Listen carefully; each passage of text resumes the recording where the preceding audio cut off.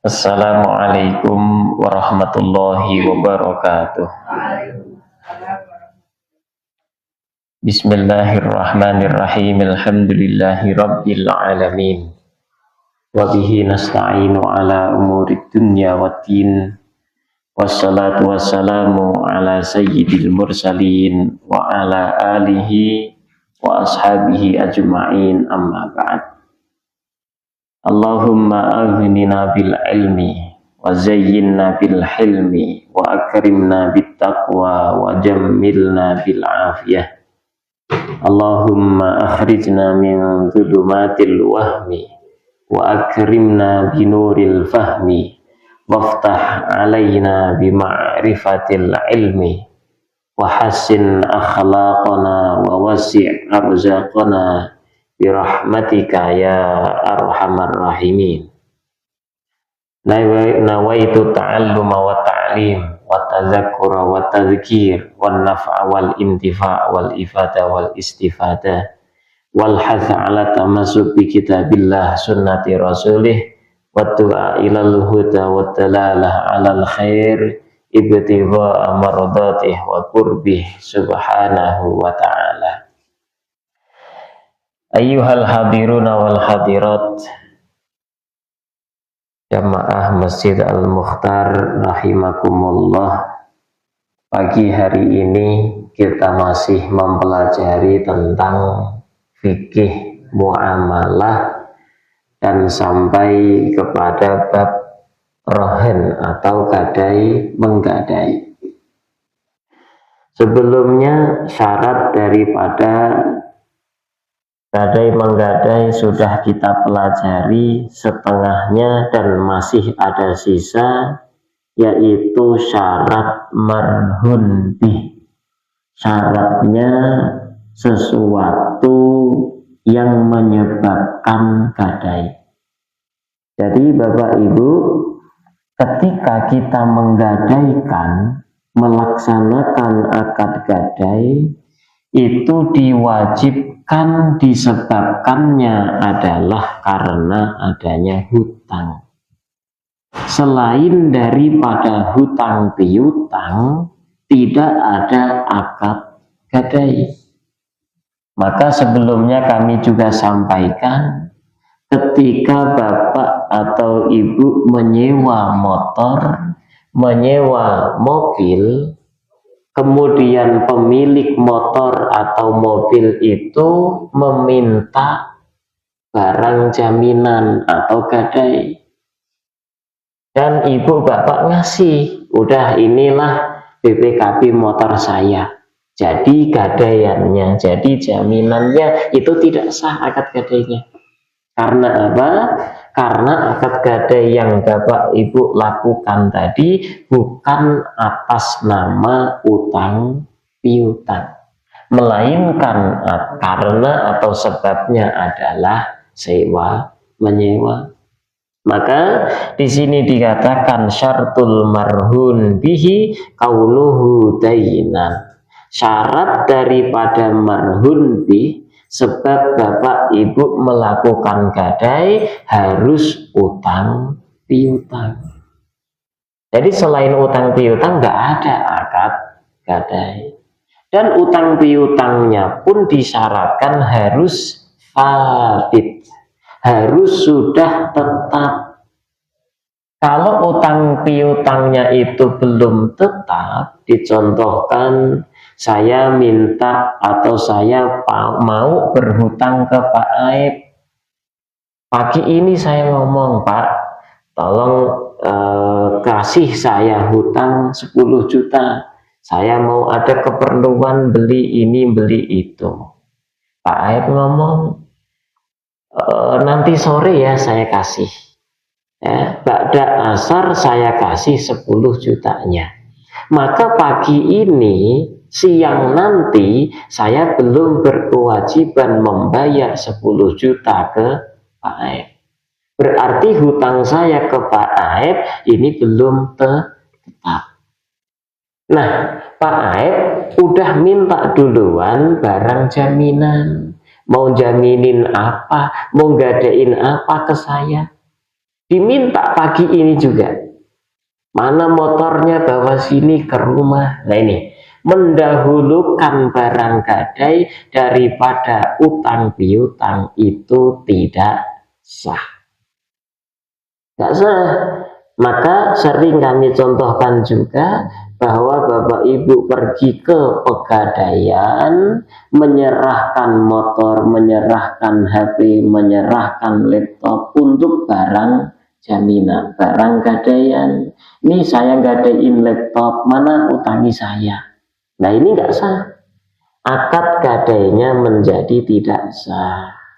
Adakan utang dulu, hutangnya sudah tetap, barulah kemudian melaksanakan akad gadai.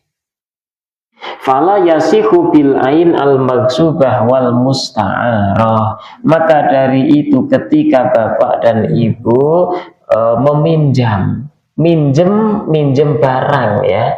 Nah, istilah minjem dalam bahasa Indonesia memungkinkan ABCD. Nah, ini yang dimaksud adalah minjem barang. Saya minjem motor ke ibu, balik apa? Berupa motor itu juga, bukan gantinya. Maka ini disebut isti'arah dalam ilmu fikih. Kalau saya minjem uang ke ibu, kembalinya berupa apa? Uang. Tapi apakah dengan kode yang sama, nomor serinya sama atau enggak? Yang saya ketika minjem ke ibu dan ketika saya membayar, kok serinya seri? Ya nggak bisa sama, karena uang yang saya minjem ke ibu sudah habis, sudah hilang gantinya. Maka minjem uang di sini dalam ilmu fikih namanya al-qardu. Jadi beda, minjem barang, minjem uang itu akadnya berbeda. Minjem untuk pinjem modal, untuk modal usaha itu pun akan berbeda akadnya. Ya, saya minjem uang ke ibu 10 juta untuk modal usaha, boleh ibu kemudian meminta keuntungan. Loh, ini tiga hal ini berbeda, ya, tidak sama. Maka dari itu kata-kata minjem dalam bahasa Indonesia memungkinkan isti'arah seperti minjem barang, kembali ya barang itu tidak berkurang sama sekali. Kemudian yang kedua memungkinkan utang piutang, yang kembali itu bukan barang yang saat dipinjamkan, melainkan gantinya. Barang yang sepadan, 100.000 ya sepadannya 100.000, walaupun serinya berbeda. Dan yang ketiga bisa dibati, bisa diambil keuntungan, yaitu pinjem modal. Betul, modalnya kembali lagi dan keuntungan dibagi antar mereka berdua sesuai kesepakatan. Dan ini bukan riba. Yang disebut riba ya yang kedua. Ketika ibu menghutangkan uang, hutang murni hutang, kemudian minta bati di sana. Ngabati nggak boleh. Dilebihin dengan disyaratkan. Ya, ini saya pinjami 100.000, nanti kembali ke saya 110. Nah, ini yang disebut sebagai riba. Nah, kemudian untuk yang pertama berarti isti'arah minjem barang, kalaupun umpama disyaratkan tidak masalah. Seperti saat ini terjadi, minjem motor disyaratkan nanti kembali ke saya, tank harus full, bensin harus full. Ini riba bukan? Bukan. Karena bukan utang piutang. Nah, fala yasihu bil ainil maghsubah wal musta'arah. Ketika ibu meminjam barang kemudian minta jaminan, maka ini tidak sah. Jaminannya, akad gadainya menjadi tidak sah. Atau menggosok, apa itu gosok? memakai menggunakan barang milik orang lain tanpa seizinnya. Namanya gosok, hukumnya dosa. Contoh, umpamanya saya menggosok motornya Bu Bidan. Saya gosok motornya. Gosok itu berarti saya pakai tanpa seizin beliau. Saya gosok motor Bu Bidan, kemudian ketahuan, diteleponlah saya. Pak Apip, mana motor saya? Ini saya bawa ke Semarang. Lah, kok gitu? Pokoknya saya minta jaminan sekarang juga.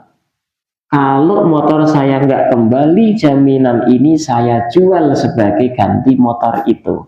Nah, ini boleh atau tidak? Enggak. Ini bukan utang piutang, ini murni gosok. Gosok kemudian minta apa? Jaminan. Maka mengadakan akad gadai, jaminan tersebut atas atau karena gosok itu tidak sah. Nah, utang piutang bisa terjadi dengan apapun. Contoh, saya membeli ke warung, ke toko, kemudian nganjuk. Nah, ini berarti utang saya. Saya utang ke toko itu, kemudian pihak toko minta jaminan untuk nanti jaminan di akhir bisa membayar. Karena kamu utang ke toko saya nggak mau rugi, nggak mau galau, udah saya minta jaminan. Nah, ini bisa. Ya, utang piutang sebab apa terjadi jual beli tidak masalah, yang penting utang piutang atau murni utang piutang. Seorang datang mau berhutang uang sekian, setelah terjadi akad utang piutang kemudian kita mengadakan akad gadai, itu pun sah. Atau dengan sebab utang piutangnya itu sebabnya adalah orang merusakkan barang milik orang lain. Ya, umpama main ke rumahnya Pak Asep, ya, main ke rumah Pak Asep. Pak Asep punya Gucci, ya, Gucci mahal, bagus gitu. Penasaran, akhirnya diambil Pak Asep. Puntennya pengen ngelihat, nah, diambil itu si Gucci, ya, diambil digini-giniin, ternyata apa namanya licin terus jatuh pecah. Wajib ngeganti nggak? Wajib mengganti. Dan ini orang nggak punya uang, nggak bisa ngeganti saat itu juga, berarti ini orang hutang seharga Gucci ke Pak Asep. Pak Asepnya kalau ini orang kalau nggak ngeganti gimana? Udahlah saya minta jaminan, mengadakan akad gadai dan itu sah. Ya, yang penting akad gadai harus dilandasi oleh utang piutang. Nah, wala bima sayukriduhu, ini yang kami contohkan di awal tadi. Saya minta hutang ke Pak Aib, tetapi Pak Aibnya itu menunda, nantilah ba'da asar, kalau pagi ini belum bisa. Akhirnya Pak Aib minta barang jaminan pagi ini juga. Pagi ini juga. Maka jaminan pagi ini atau akad gadai yang pagi ini terjadi itu tidak sah karena hutangnya masih nanti sore. Nah, walau kalau nanti beda dengan disyaratkan ya, seperti nanti bisa diakad gadai di pegadaian. Bapak Ibu datang ke pegadaian kemudian mensyaratkan, pegadaian aku mau utang 10 juta. Ya boleh ente hutang 10 juta, tapi dengan syarat ente harus menggadaikan motor umpamanya. Oke, nah motor diserahkan, ini sah. Karena ini disyaratkan, ya, yang tidak boleh ketika tidak disyaratkan. Ibu bapak mengadakan akad gadai terlebih dahulu, baru kemudian minta hutang.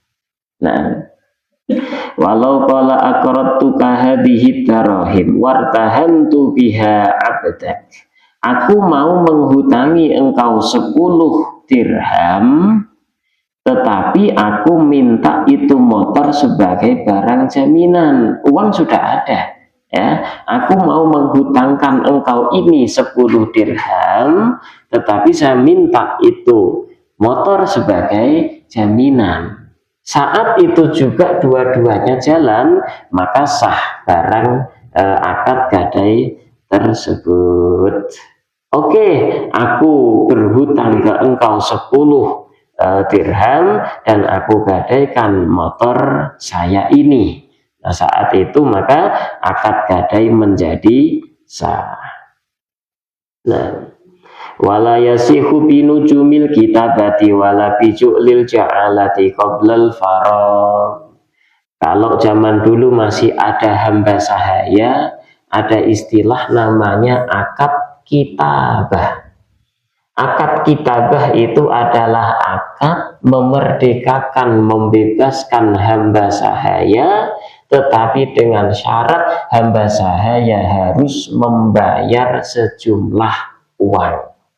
Ya, zaman dulu ada akad itu. Ada hamba sahaya, namanya Salim, milik saya. Saya ngomong ke Salim, Lim, ente bisa merdeka, tapi ente harus membayar 12 juta selama 1 tahun. Dibayarnya setiap bulan, dicicil. Setiap bulan sejuta, sejuta, sejuta. Nah, hamba sahaya saya ini, Salim, saya perbolehkan berdagang. Saya bolehkan bekerja untuk membayar 12 juta dalam 1 tahun. Maka ini disebut akad kitabah. Nah, akad kitabah ini sah, tetapi yang membuat tidak sah itu ketika saya minta jaminan ke hamba sahaya ini. Karena ente utang ke saya 12 juta dalam setahun ini, maka saya minta jaminan, kita adakan akad gadai. Ini nggak sah. Kenapa? Karena akad kitabah itu boleh dan bisa dibatalkan kapanpun oleh Salim. Ya, si Salim boleh, saya nyerah, nggak jadilah saya merdeka, maka bisa. Nah, sedangkan utang kan nggak bisa dibatalkan. Utang sudah berhutang terus saya nggak mau bayar, saya batal utang, gimana? Nggak bisa. Nah, kalau akad kitabah tadi bisa dibatalin. Nah, karena bisa dibatalin kapanpun, maka si hamba sahaya tidak boleh dimintai barang jaminan. Jadi akad kitabah menjadi tidak sah. Ini kalau hamba sahaya. Nah, ada satu lagi gambaran yang saat ini masih ada, masih berlaku. Contohnya seperti akad ju'alah. Ju'alah itu sayembara.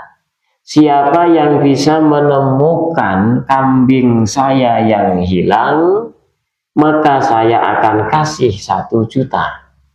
Maka siapapun yang dia mencari kambing tersebut dan menemukan kambing itu, dia berhak uang 1 juta.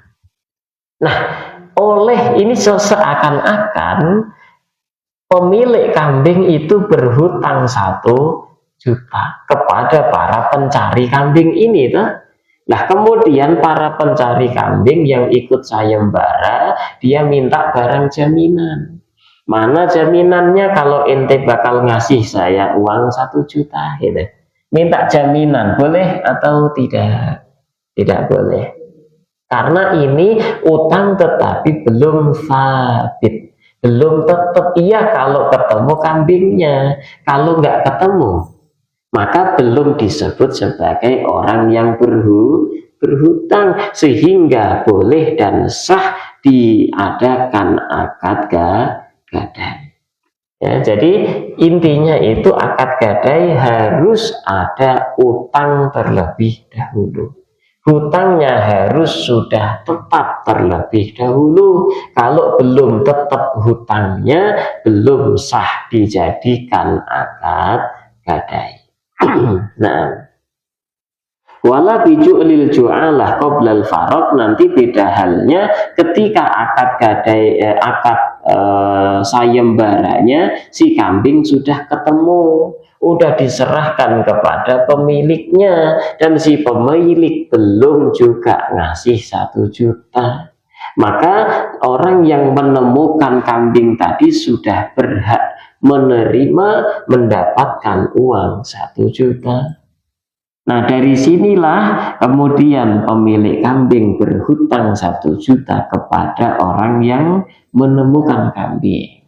Ya, karena sudah selesai sayembara, ini si A sudah menemukan, nggak dibayar-bayar juga, berarti hutang sudah tetap. Nah, setelah hutang tetap inilah kemudian si penemu kambing tadi boleh minta barang jaminan atau mengadakan akad gadai. Wa yajuzu bithaman fi muddatil khiyar. Tadi kami mengatakan di awal bahwa akad gadai itu boleh atau sah sebab orang mengadakan akad jual beli. Jual beli kemudian belum mampu bayar atau nganjuk berhutang, maka si penjual boleh meminta barang jaminan, mengadakan akad gadai walaupun di masa khiyar. Nih, di dalam jual beli Bapak Ibu ada istilah namanya khiyar. Khiyar itu hak pilih untuk melanjutkan jual beli atau membatalkan jual beli. Itu namanya hak khiyar. Khiyar itu ada 3 macam. Ada khiyar majelis, ada khiyar syarat, dan ada khiyar aib. Khiyar majelis itu adalah hak pilih melanjutkan atau membatalkan jual beli selama 2 orang tersebut masih di dalam majelis akad. Umpama kita gambarkan di satu toko, ya, di satu toko minimarket umpamanya, selama 2 orang penjual dan pembeli masih di dalam toko itu, maka mereka berdua masih memiliki hak khiyar untuk membatalkan atau melanjutkan. Ya, kita ambil contoh di toko umpamanya toko pengkolan situ ya, toko yang ada gasnya itu, Bu siapa itu? Pak Triyono. Di tokonya Pak Tri. Saya membeli ke sana, dilayani oleh Pak Tri. Berarti Pak Tri sebagai penjual, saya sebagai pembeli. Nah, kita berdua masih di sana terus ngobrol sampai berjam-jam. Beres transaksi jual beli, saya membeli Indomie umpamanya, ngobrolnya berjam-jam. Maka setelah kita ngobrol berjam-jam, saya berubah pikiran. Wah, kayaknya kalau beli Indomie kurang sesuai deh. Saya punya anak, harus ngebeli susu untuk anak saya. Saya ngomong, Pak Tri, saya nggak jadi beli Indomie, saya batalkan, saya beli susu aja. Boleh atau tidak? Boleh. Nah, ini disebut hak khiyar. Walaupun saya sudah bayar, uang diterima Pak Tri dan Indomie saya terima. Ya, karena apa? Selama saya dan Pak Tri masih dalam satu majelis akad transaksi jual beli, boleh siapapun mau penjual atau pembeli membatalkan transaksi jual beli. Kalau udah pulang nggak boleh. Ini bukan khiyar majelis, nanti beda lagi. Ya, ini selama masih dalam satu majelis, masih di toko, namanya khiyar majelis. Saya berubah pikiran, enggak ada alasan apapun, enggak ada alasan apa-apa. Saya enggak jadi beli deh. Saya sayang uang saya, gitu. Boleh atau tidak? Boleh. Mau dari penjual atau pembeli, masih di tempat, namanya khiyar majelis. Selama di situ tidak mengurangi harga, maka masih diperbolehkan. Kalau bakso sudah di wadahan, umpama bisa sampai mengurangi harga, apalagi sudah dicampur dengan sausnya, dengan lada, maka sudah berbeda, berubah, maka ini berarti seakan sudah merusakkan. Maka nggak ada khiyar majelis. Masih utuh barangnya. Bala-bala udah digigit, ya udah bisa. Betul, kalau masih nggak mengurangi harga sama sekali, boleh dibatalkan. Namanya khiyar majelis. Selama ada orang lain yang mau beli, nggak berkurang harga boleh. Kemarin hari apa itu? Saya beli ikan kembung. Istri pengen ikan kembung. Oke, beli ikan kembung, beli mau dipepes, ya. Beli apa namanya, daun cauk, beli ke toko bawah sana. Saya itu senangnya ikan kembung yang sudah dipindang. Saya belilah itu pindang, ikan kembung yang sudah dipindang, satunya 9.000, beli 3, 27.000. Sampai rumah, istri nggak mau, pengennya yang seger. Balik lagi saya, boleh ditukar nggak ya? Balik lagi saya. Saya kembali lagi ke ibunya, kemudian Bu, pengennya yang seger. Oh iya, sok silakan diganti yang seger. 1 ekornya itu 10.000. Berarti saya nambah 3.000. Nah, ini sah atau tidak? Tidak, udah pulang kan. Nah, kalau udah pulang tidak ada khiyar majelis. Namanya nanti khiyar syarat. Ada khiyar syarat, Bu. Khiyar syarat itu maksimal 3 hari. Khiyar syarat maksimal 3 hari dan harus disyaratkan berarti. Perjanjian. Betul, perjanjian. Ibu beli baju di pasar, anaknya nggak dibawa. Beli baju untuk anak nggak dibawa. Anak di rumah sekolah.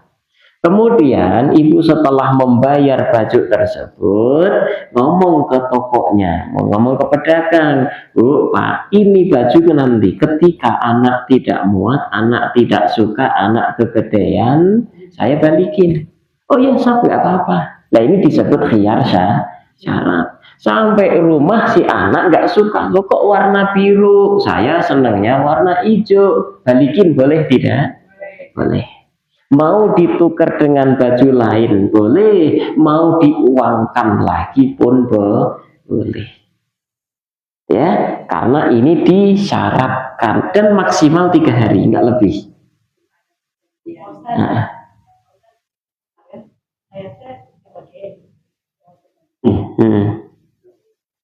Dari deskripsi bagus.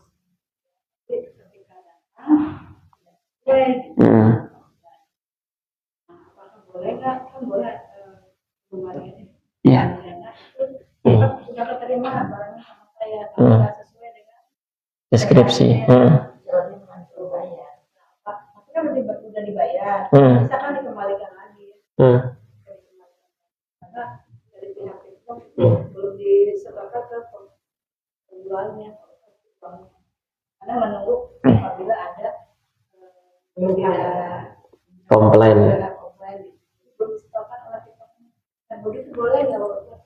Itu diperbolehkan dan itu bukan masuk ke khiyar.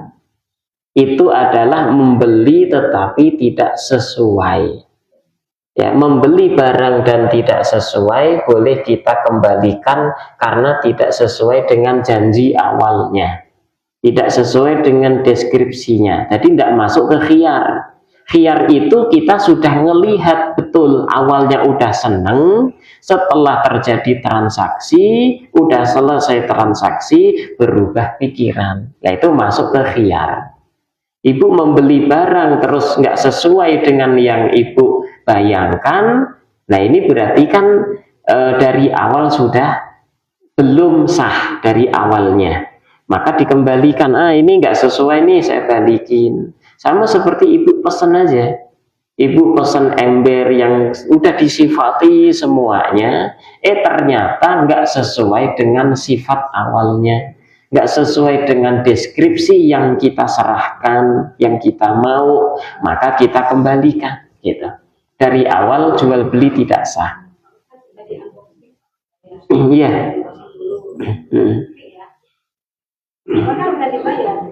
Nggak masalah. Nggak apa-apa. Boleh dikembalikan. Makanya dulu pernah kami sampaikan, ketika Bapak Ibu menjual sesuatu, terus ditulis barang yang sudah dibeli tidak bisa dikembalikan, ini sebenarnya merusak akad jual beli. Syarat ini tidak sah. Syarat ini tidak boleh. Ya, karena kita yang tahu ilmunya, nanti ketika menjual apapun jangan ditulis siapa yang sudah membeli, barang yang sudah membeli tidak boleh dikembalikan. Karena nanti akan menghilangkan hak khiyar. Padahal hak khiyar majelis tentu ada. Khiyar syarat diperbolehkan. Gitu ya. Batasi waktu enggak? Kalau khiyar majelis nggak ada waktunya, selama penjual dan pembeli itu bareng terus di majelis itu, maka sah untuk membatalkan. Kalau khiyar syarat maksimal 3 hari. Saya kan pernah keran yang bagus tuh, karena belum ada yang ngerjain, belum ada tukang, jadi saya simpan aja, begitu dipasang ternyata nanti udah ditutup tapi kok masih muncul. Mas saya aduh ini udah lama pasti tidak akan beli juga, jadi ya sudah saya simpan aja. Soalnya kalau saya nukar pasti biasanya toko itu nggak mau kan. Kalau sudah lama memang nggak ada hak khiyar, Bu. Itu maka betul sebisa mungkin umpama atau ibu nggak tahu itu nyalanya benar atau tidak, maka ibu syaratkan, toko ini nanti saya coba di rumah, kalau bagus saya jadi beli, kalau ternyata masih ngocor saya balikin. Namanya khiyar syarat, ya kan? Ibu pulang dipasang dulu, dicoba dulu, oh enggak nih, ini masih ngocor nih, masih bocor nih, balikin. Nah, itu namanya khiyar syarat maksimal 3 hari. Enggak boleh mensyaratkan sampai sebulan, enggak bisa. Mensyaratkan sampai seminggu enggak boleh, maksimal 3 hari. Ada satu lagi namanya khiyar aib. Khiyar aib itu gara-gara ada aib atau cacat pada barang yang kita beli. Ya, cacat ini Bu, Pak, kalau ibu membeli baju, ya dari sananya itu bagus bajunya, bagus, ternyata udah dilihat, cuma kitanya kurang jeli. Si pedagang ngomong ini bagus banget, nggak ada cacat sama sekali. Sudah kita lihat, kita ini semua teliti, enggak juga ngelihat cacatnya. Ya karena kurang teliti. Pas pulang ke rumah, biasanya di sana itu lampu tokonya dibuat yang terang agar si kain kelihatannya bagus, gitu ya. Pas pulang ke rumah ternyata ada 1-2 jahitan yang pekat, ya, jahitan yang apa? Yang putus itu. Ini cacat namanya. Cacat yang mengurangi harga, ya. Kalau cacat yang tidak mengurangi harga tidak boleh dikembalikan. Ada istilah namanya itu sarung BS, baju BS. Tahu BS? Bukan bekas, dia baru tetapi cacat, namanya BS, reject. Barang reject. Nah, barang reject dijual dengan harga normal, gitu ya. Walaupun rejectnya cuma dikit banget, tidak mengetahuinya kecuali orang-orang yang jeli, gitu. Nah, dijual, kita beli, kita tahunya itu nggak cacat. Pas sampai rumah ada siapalah ikut nimbrung, mana barangnya? Ketahuan, loh ini nih, ini cacat nih. Harusnya harganya nggak segini. Maka ini orang berarti punya hak khiyar aib. Khiyar gara-gara cacat. Dibalikinlah ke sana. Nah, si pemilik toko atau pemilik baju tadi harus menerima, nggak boleh tidak. Lo kan udah dibeli, udah dibawa pulang, jangan dikembalikan, nggak bisa.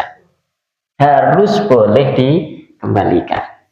Nah, ini disebut sebagai khiyar aib. Jadi ada 3, khiyar majelis, khiyar syarat, dan khiyar aib.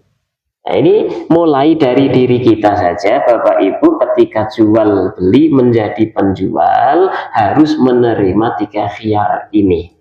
Karena 4 mazhab menyatakan akan kebolehan 3 khiyar ini.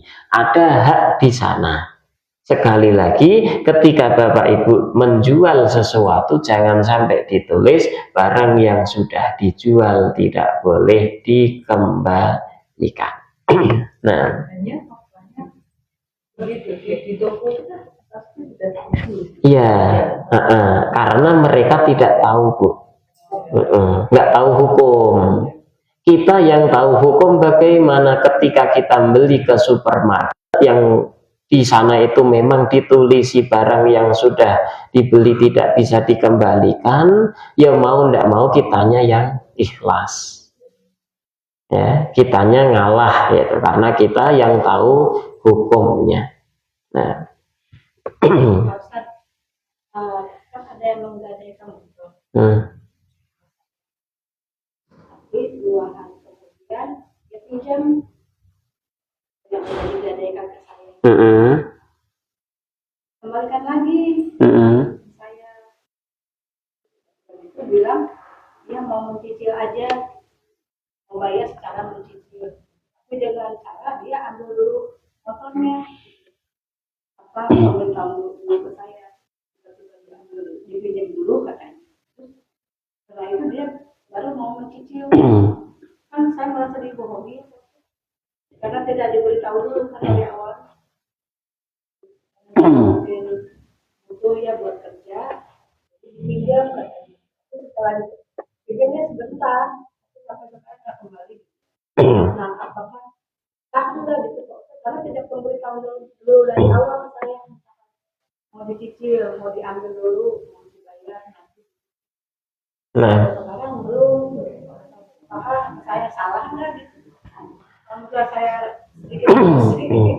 Nah, barang gadaian yang sepakat diletakkan di orang yang menghutangi atau penerima gadai, Ibu, maka si penggadai, orang yang berhutang, dia tidak boleh menarik paksa motor yang telah digadaikan.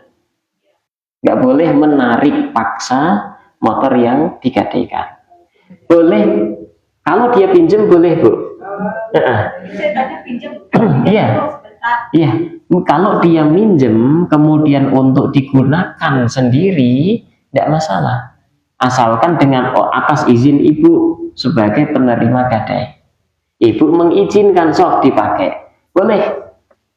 Ya, kalau nah itu masalahnya, dia wajib mengembalikan lagi. Setelah selesai memakai, maka harus dikembalikan kepada penerima gadai. Nah, kalau ditarik, beda ya. Meminjam dengan ditarik beda. Kalau ditarik maka tidak boleh. Kapan penggadai boleh menarik kembali barang gadaiannya?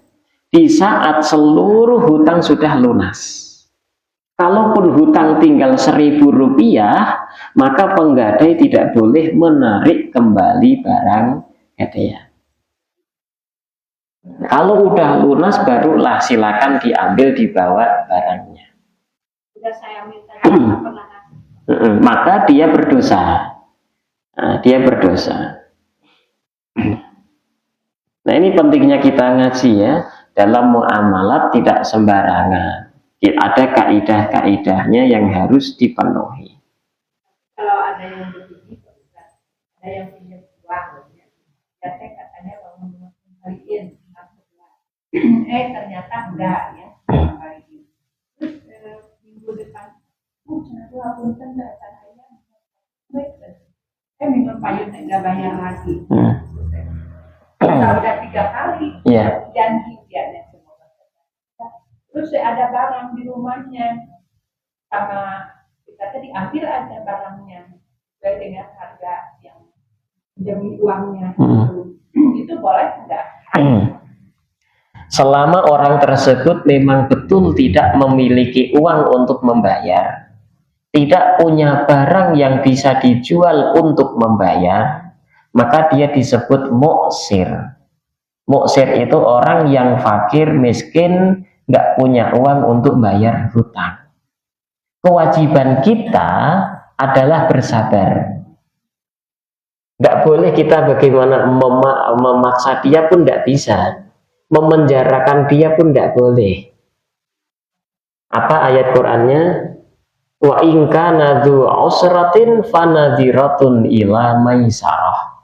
Ketika peminjam itu mengalami kesulitan, nggak bisa bayar hutang yang sudah jatuh tempo, maka kita sebagai orang yang menghutangi, nadhiratun ila maisarah, wajib hukumnya menunggu sampai dia mampu bayar.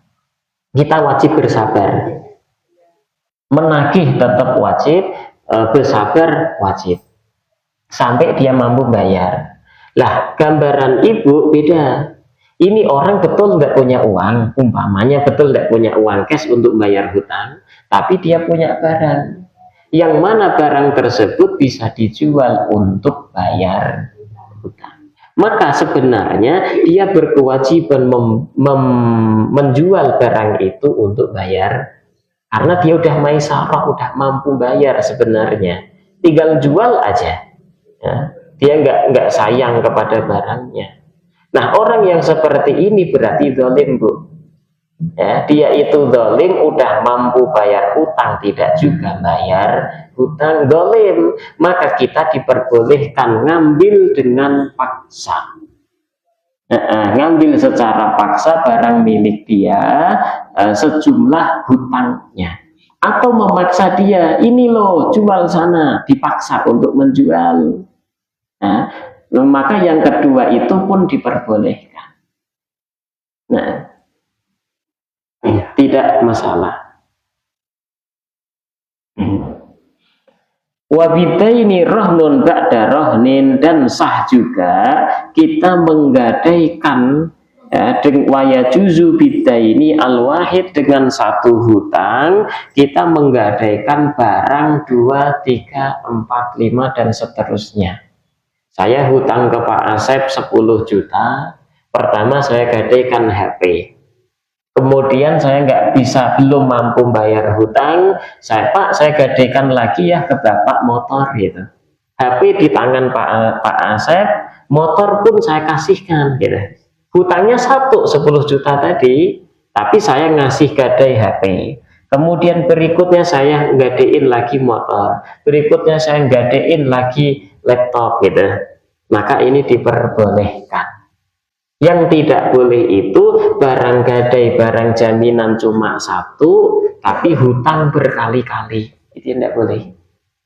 Gadein motor ke Pak Asep, Pak, ini saya punya motor, saya utang 1 juta, Pak.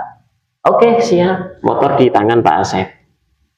Esoknya lagi, minggu depan umpamanya, saya utang lagi, Pak, itu motor saya ada di Bapak, saya utang lagi dong 1 juta lagi gitu. Boleh enggak? Enggak. Kalau hutangnya 1, menggadaikan berkali-kali sah. Tapi kalau pegadaian atau motor jaminannya cuma 1, terus hutang berkali-kali, itulah yang menjadi tidak sah. Begitu juga ketika 1 motor saya gadaikan, saya utang ke Pak Asep, Pak, ini saya punya motor Vario 150 tahun 2015, harga normalnya 15 juta. Saya utang ke Pak Asep 10 juta gitu. Saya utang ke Pak Asep jaminan motor ini, dan motor ini kita sepakat ditaruh di saya gitu. Saya pegang. Kemudian saya ke Pak Aib, Pak, saya utang 10 juta jaminan motor ini juga. Ini pun tidak boleh. Karena barang jaminan cuma 1, hutangnya berkali-kali. Begitu juga yang tidak boleh ketika saya hutang ke Pak Asep 10 juta, saya jaminkan motor saya serahkan ke Pak Asep. Di rumah Pak Asep, di tangan Pak Asep, oleh Pak Asep itu motor digadein lagi ke orang lain. Nggak boleh. Nggak boleh. Ini yang informasi sampai ke saya bahwa emas kita di Pegadaian, oleh Pegadaian katanya digadein lagi. Katanya. Karena ada yang cerita dulu gadein emas, kalung emas, kemudian dilunasi tidak pada waktunya, ya, dilunasi lebih awal, ternyata tunggu emasnya masih di Jakarta katanya, digadein lagi, nunggu sampai nebus dulu emas itu, dan ini tidak diperbolehkan, ya. Udah barang gadaian satu hanya cukup untuk satu hutang. Nah, kecuali ketika dari awal udah sepakat punya rumah digadein, boleh atau tidak? Boleh. Dari awal ngomong, sepertiga dari rumah ini saya gadaikan untuk utang ke Pak Asep. Sepertiganya lagi ke Pak Aep, dan sepertiganya lagi ke Pak Haji. Nah, ini boleh. Sepertiga ya. Bukan rumah satuannya. Kalau rumah satuannya tidak boleh, nanti utang lagi. Wallahu a'lam. Nah, ada yang jual motor ya.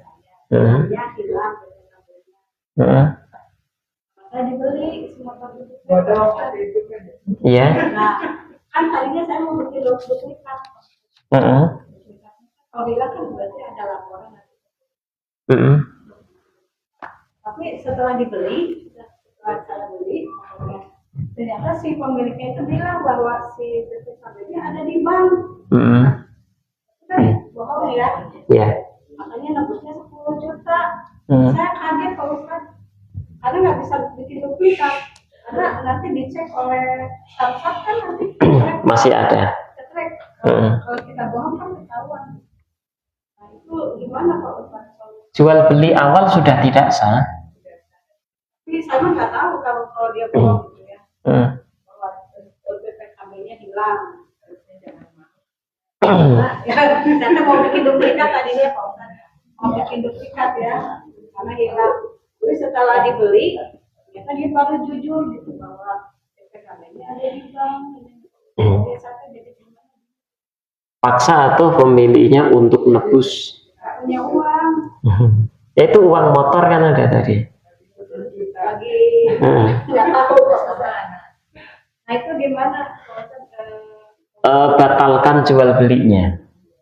Daripada ibu rugi kan, udah ngebayar itu motor, nanti harus nebus 10 juta lagi. Batalkan jual belinya karena itu termasuk aib masuknya. Cacat pada motor kan, mengurangi harga. Maka kembalikan, batalkan jual belinya. Bohong dari awal udah tidak sah jual beli, maka batalin saja. Balikin motornya, minta kembali uangnya. Sudah dibagus-bagusin. Iya, nggak apa-apa. Udah Nggak apa-apa. Nah, daripada ibu rugi banyak. Nah.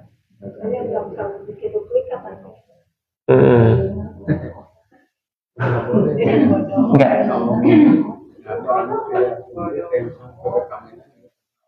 Oh, sah. Enggak, kalau jual beli seperti itu sah. Karena yang dijual belikan adalah motor barangnya. Nah, itu gini. Ketika kita yang membeli barang atau motor itu tahu ini adalah motor curian, kita nggak boleh beli. Sebagai kehati-hatian kita misalkan kembali hukum awal saja. Hukum awalnya kita tahu nggak itu motor curian. Kalau kita tahu, kita nggak boleh ngebeli. Kalau kita nggak tahu, maka sah-sah saja.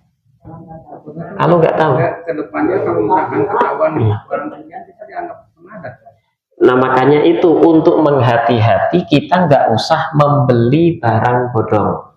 bukan berarti nggak sah. Itu. Tapi ini nggak bodoh, ada Iya. BPKB Ya, maka ibu punya pilihan untuk mengembalikan atau melanjutkan dan ridho menebus 10 juta. Itu pilihannya itu. Iya, pilihannya itu. Kalau ibu nggak mau, maka balikin motornya, minta kembali uangnya. dari udah habis.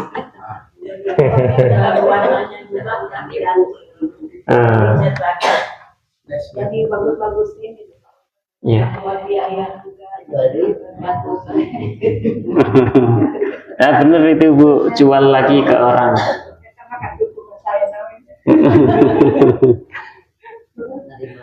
Oh, satu lagi Bu ya, ini yang paling penting. Ketika kita membatalkan jual beli, barang harus kembali sempurna dan uang harus kembali sempurna, tidak ada potongan sama sekali.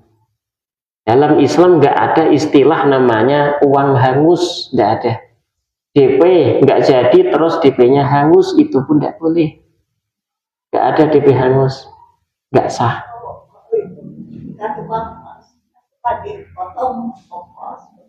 Nggak ada potongan, nanti ongkos beda lagi. Uang balik aja sempurna dulu, kemudian umpama seperti ibu itu sudah memodif motor, habis berapa? Nah ini mungkin ada negosiasi Bu, untuk mengganti biaya dan sebagainya. Itu nanti beda lagi. Yang penting uang kemarin berapa? 5 juta harus kembali full, nggak boleh ada potongan sama sekali. Ibu arisan boleh, tapi jangan ada potongan bagi yang menang. Menjadi tidak boleh nantinya. Yang menang dipotong 10% untuk umpamanya yang megang uang, nggak boleh. Ngasih beda lagi. Kalau potongan kan disyaratkan. Kalau ngasih sukarela. Kalau ngasih tidak masalah. Karena seneng saya menang hari ini, dapat uang banyak hari ini, saya kasihlah nih tanda terima kasih saya, ente udah megangin uang gitu. Nggak masalah. Tapi kalau disyaratkan tidak boleh. Itu paksa, disyaratkan. Supaya nomor hiji pasti nomor hiji kan tapi dipotong. Nggak bisa, nggak boleh. Ayah gitu. Jadi kalau beli perumahan misalnya kita di perumahan kan otomatis ada misalnya itu ya ada cicilan. KPR cicilan boleh, cuma Kalau dolar naik seperti sekarang dolar naik. Perumahan tuh minta lagi. Nah, sistemnya yang harus diubah. Sistemnya diubah. Jadi cicilan yang diperbolehkan Bu, kalau rumah itu harganya umpamanya 100 juta, dijual secara cicil 100 juta kalau cash, dijual kalau cicil menjadi 200 juta atau bahkan 300 juta, maka sampai hari kiamat ya 300 juta, nggak nambah sama sekali. Itu yang sah. Kalau sekarang ada kejadian ini jadi otomatis cicilan Iya, ini yang tidak boleh. Ini gambaran cicilan yang betul, itu riba. Ya, ini yang menjadi tidak sah itu di situ. Karena mereka suku bunga kembali kepada nilai dolar. Dolar naik maka suku bunga tambah lagi. Itu yang menjadi tidak sah. Maka dari situ kalau cicilan syariah Bu, sekali 300 juta selamanya 300 juta. Nggak akan bertambah. Itu yang sah, itu yang boleh. Mau motor, mau mobil, mau rumah harus seperti itu. Walaupun dicicil. Ya kan tadi posisi saya dosa nggak ya? Ibu nggak ada dosa. Yang dosa tadi yang ngebohong. Nah. Punten ayah lelangan rumah kemana? Lelangan rumah boleh. Apa yang tinggi? Iya betul. Diperbolehkan karena si pembeli awal dengan penjual itu belum sepakat harga. Ya, si pembeli awal ngomong ini rumah saya beli 50 juta. Belum sepakat nih si penjual, belum, oh iya 50 sekarang, enggak, belum sepakat. Ada orang kedua berani 70 juta, orang ketiga 100 juta, orang keempat 150, tertinggi baru dia menyepakati. Nah, setelah sepakat, datang orang yang kelima, 300 juta, terus diubah, hukumnya haram, tapi sah. Haram tetapi sah. Karena sudah sepakat harga, kemudian gara-gara ada yang lebih tinggi, kemudian dibatalin. Itu kalau lelang murni itu tidak masalah, sah. Tapi satu lagi, kalau ada yang menawar rumah, tapi ada yang lebih tinggi, jadi nggak jadi tuh yang sudah sepakat Bu dengan yang pertama. Sudah sepakat. Bukan gini, sudah iya, udah yang penting tuh sepakatnya. Udah diterima sekian, ada yang lebih tinggi terus dibatalin, maka terkena hukum haram. Haramnya karena apa? Mengecewakan sesama muslim tadi. Haramnya di sana, tapi sah Bu. Jual belinya nanti sah, tetapi kena haram, kena dosa. Dan bisa. Ya Ustaz. Itu kan ketika akad pinjam uang, yang ketiga itu kata Ustaz kalau misalkan pinjam sebentar, maka yang meminjamkan itu boleh pilih satu Keuntungan. Boleh, betul. Betul. Nah, kalau itu termasuk mudharabah. Sama itu. Yang dimaksud meminjam modal adalah mudharabah. Kan kalau mudharabah nanti kalau ternyata si yang minjem uang tadi ikut rugi. harus mengembalikan uang. Ikut rugi, bukan tidak harus mengembalikan uang, ikut rugi. Ada kalau ada, saya tahu mudharabah itu misalkan si A kasih uang si B, si B ini dapat dipakai usaha. Misalnya ya apalah, ternyata si barang itu malah tidak laku dan misalkan nggak terpakai lah istilahnya. Maka si B ini kalau dalam mudharabah kan nggak harus mengembalikan uang juga. Jadi yang pernah kerugian dalam mudharabah itu kan hanya milik uangnya aja. Mudharabah itu ra'sul mal atau modal setelah dibatalkan atau selesai, maka harus kembali uang sepenuhnya kepada pemodal. Jadi ra'sul mal nggak boleh berkurang. Tapi memang usahanya bangkrut rugi gitu. Oke, kalau usahanya bangkrut rugi, maka tidak ada uang kembali. Itu beda nanti, itu permasalahan bangkrut dan tidak. Ini kita berbicara dia tidak bangkrut. Gimana perjanjian awal? Enggak, memang wajib kembali ra'sul mal kepada pemodal. Kalau tidak bangkrut. Gitu. Jadi umpama berupa barang nih, maka boleh dikembalikan barang itu kalau ridho. Kalau tidak ridho, maka harus dirupakan modal awal rupiah, harus kembali rupiah dulu. Dirupakan rupiah baru dibalikkan. Nanti ketika orang ini bangkrut masih ada sisa keuntungan, maka keuntungan ini dipakai menambal daripada modal. Jangan sampai modal berkurang. Itu disebut mudharabah. satu lagi boleh Iya, enggak. Enggak gini. Kalau dia bangkrut, ada keuntungan tidak? Kalau masih ada keuntungan, Bu, maka uang keuntungan ini dikurang untuk menambal modal itu. Kalau masih ada. Nah, kalau tidak ada keuntungan, mau gimana lagi? Maka si pemodal pun ikut rugi, gitu, Ustaz. Kalau habis semuanya, ya sudah nggak ada yang kembali, gitu. Jadi tidak langsung dipukul rata, itu enggak. Lihat untung atau tidak, bangkrut atau tidak. Itu disebut mudharabah.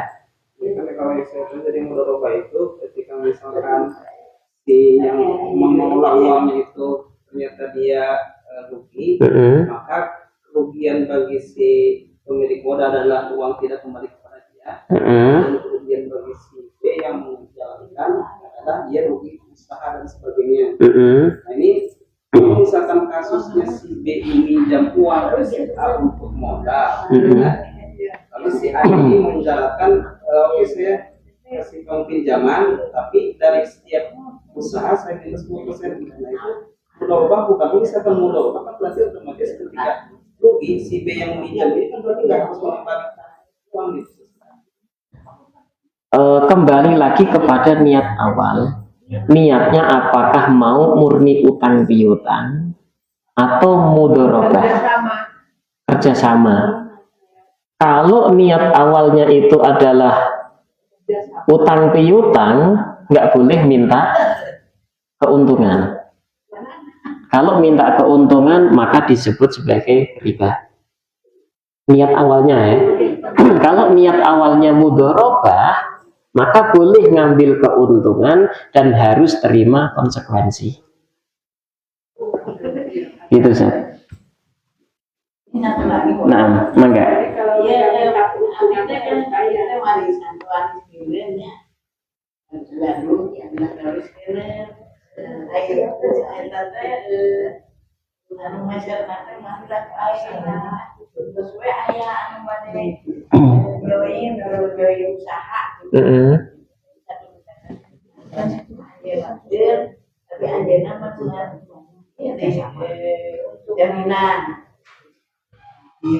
Jaminan buat apa? Jaminan kepercayaan sebetulnya.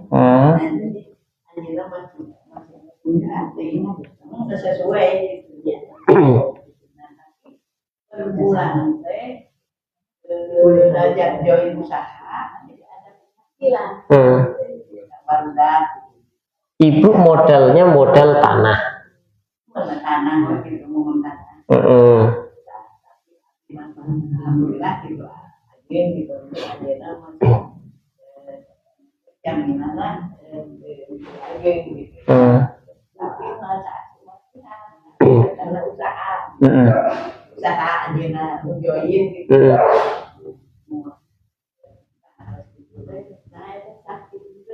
Lah mah kepada yang aja nanggung sama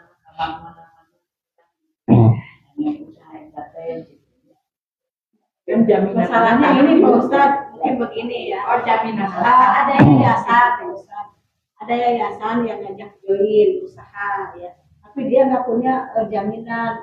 Ada jaminannya tapi sedikit.